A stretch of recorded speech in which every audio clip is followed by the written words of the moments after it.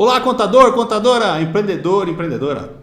Chegou a hora de fazer a escolha tributária da sua empresa ou da empresa do seu cliente para que o ano fiscal comece para valer. E agora é uma hora sempre, de muitas perguntas, muitas coisas, muitas dúvidas. E a gente vai falar um pouco sobre isso aqui para facilitar e clarear as ideias, porque janeiro é o momento de começar toda essa parafernália. Todo janeiro a gente começa essa parafernália de calculeira e tudo mais. Na verdade, o ideal é já fazer já em dezembro todo esse trabalho, porque até dezembro a gente já tem muitas informações já possíveis e passíveis de cálculos para que a gente possa só ratificar em janeiro e aí tomar a decisão de como vai seguir o ano.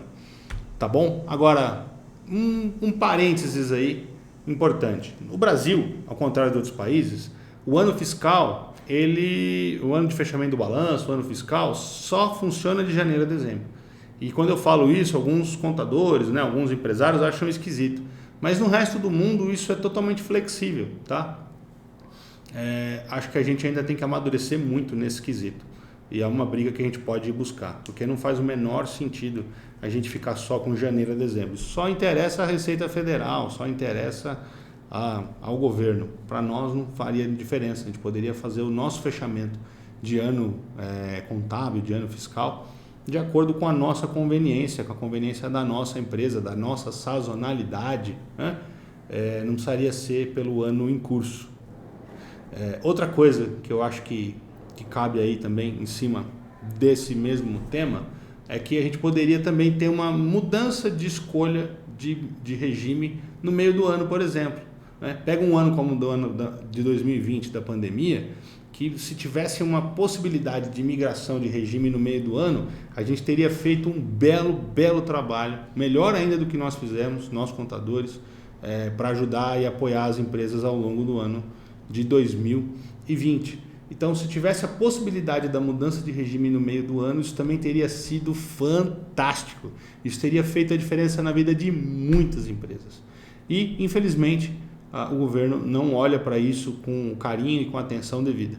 E o Brasil não é à toa, está entre os centésimo, vigésimo, qualquer coisa, melhor lugar para se fazer negócio. Ou seja, uma porcaria. Então, muito se fala sobre o Simples Nacional, adesão no Simples, o Simples é melhor, tal. Então aí, aqui vai, dia 29/1/2021 é a data limite para você fazer adesão ao Simples. Então você contador, você contadora, fica atento a esse prazo, tá bom? Agora, o Simples é o melhor negócio? Faz conta. Minha dica é, faça contas. Por quê? Porque nem sempre o Simples é o melhor negócio. Eu tenho uma divisão inteira de negócios aqui, que é no universo digital, em que o Simples não vale a pena. Não é o melhor negócio. Porra, sério, não é o melhor negócio. Então, assim, vai por mim. O Simples nem sempre é o melhor negócio. Mas por que você fala isso? Bom, para esclarecer para você, então, vamos falar quando que o Simples vale a pena, quando o Simples é um bom negócio. Geralmente, no anexo 1 e 2, comércio e indústria, sim.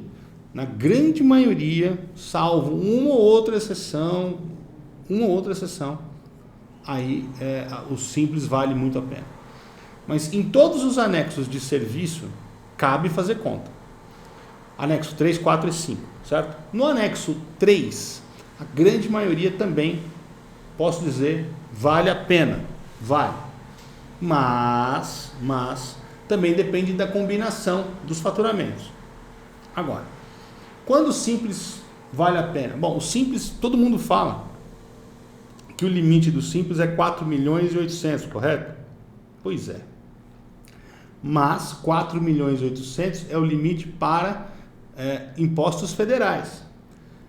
Para os impostos estaduais e municipais, ou seja, ICMS e ISS, o limite é 3.600.000. Então, se você pega agora uma empresa que faturou 3.500.000, 3.600.000 no ano passado e está com uma perspectiva de crescimento, se você não projetar esse ano com um crescimento ou um acréscimo aí de míseros 5% nesse negócio e de repente ele extrapolar, ele vai ter que pagar o ISS por fora ou vai ter que pagar o ICMS por fora. Meu caro, pagar a tabela do Simples, que no caso dos 3.600.000, por exemplo, do anexo 3, vou pegar aqui um que eu lembro bem de cabeça, dá 19,5% lá no limite.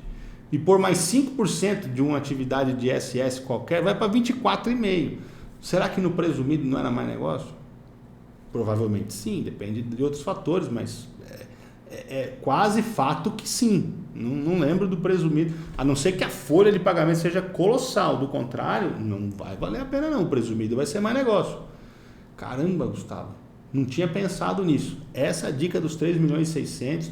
Às vezes você não está atento para isso. Dá uma olhada quanto é a somatória de faturamento do seu cliente nos últimos 12 meses e verifica se isso está no teu radar, tá bom? Senhor contador, porque isso é uma comida de bola, falta de atenção. E a gente tem muitos pontos de atenção que a gente tem que estar ali atento e às vezes escapa. Então aqui a dica era essa, tá? Quando não vale a pena? Em situações em que a empresa esteja aí acima dos 3.600.000 e também quando a empresa estiver no anexo 4 e 5, precisa fazer conta.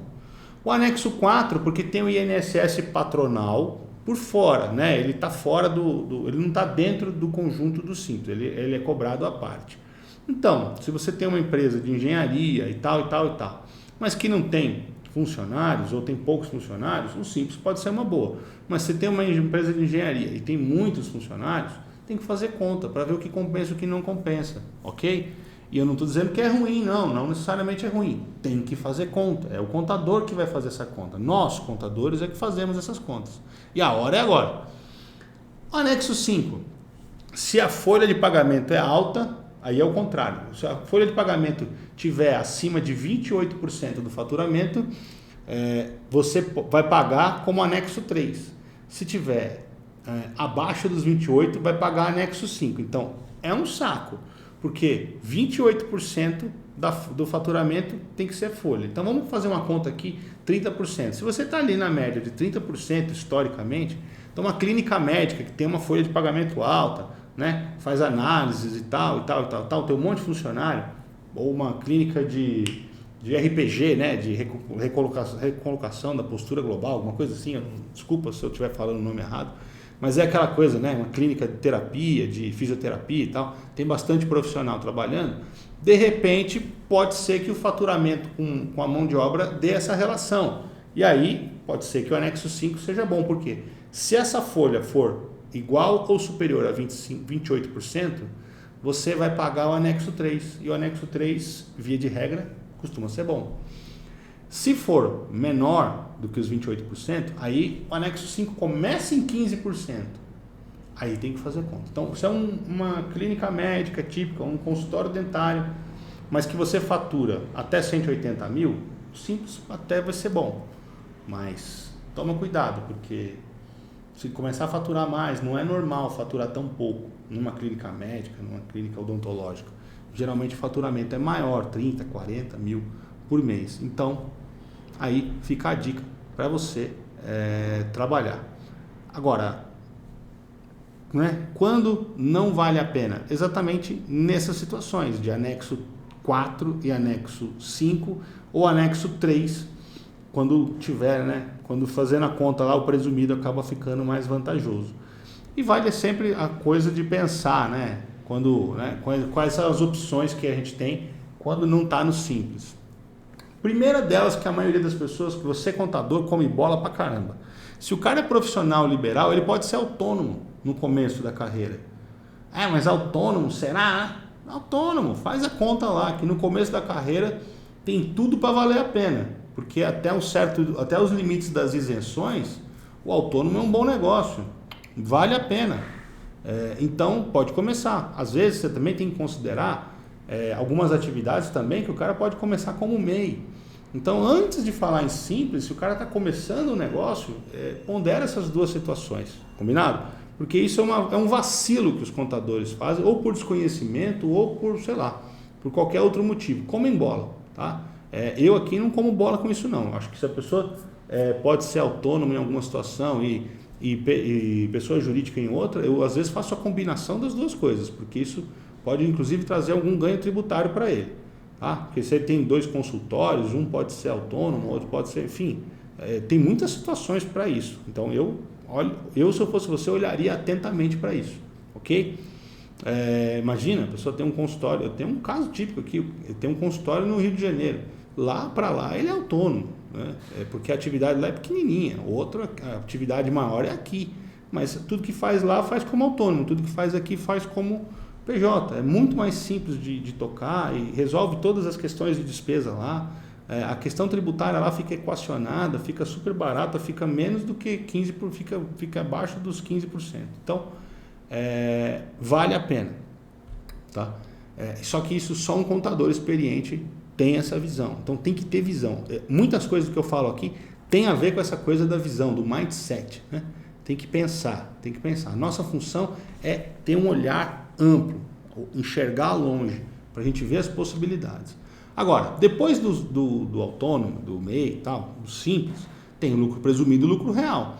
Lucro presumido e lucro real, presumido é pela base de faturamento, e aí, se é serviço é uma coisa, se é comércio e indústria é outra, tem algumas faixas diferentes, e aí você tem que estar olhando sempre para um para outro para ver o que rola. Qual é a melhor. Então, geralmente startups que têm aporte de capital, o lucro real costuma ser vantajoso, e quando as margens não são tão boas assim, mas ganha-se no volume, o lucro real também é interessante. O lucro presumido, por sua vez, ele simplifica todo esse processo e graças a Deus,